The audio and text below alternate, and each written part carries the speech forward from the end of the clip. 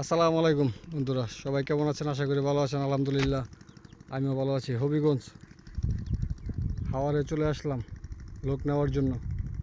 ঈদের দিন যাদেরকে নিয়ে আইছিলাম ওনাদেরকে নিতে এসেছি। যে গ্রামের তারা চলে আসছে ট্রলারে। দেখুন এদিকে যা আছে শুধু পানি দেখা যায়, আর কিচ্ছুই নেই। অনেক দূরে দূরে কিছু বাড়িঘর, এক বাড়ি থেকে আরেক বাড়ি যেতে হইলে নৌকা ছাড়া কোনো ভাও নাই। যেখানেই যাবে নৌকা ছাড়া কোনো উপায় নাই, শুধু পানি আর পানি। এই যে দিয়ে রাখছে ওনাদের সারা বছরের, মনে করেন যে পাক শাকের জন্য লার্কি। এই যে নতুন বাড়িঘর হইতেছে। এই যে হচ্ছে আমার ব্ল্যাক ডায়মন্ড রেডি।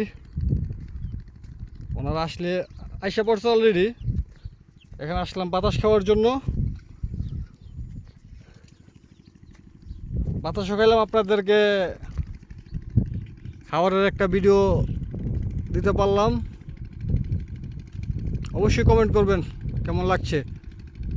এই যে নতুন রাস্তা, ওই যে গাছটা দেখা যাচ্ছে এই পর্যন্তই শেষ, ওইখানে আর রাস্তা নাই, ক্লিয়ার। সবাই ভালো থাকবেন, আল্লাহ হাফেজ।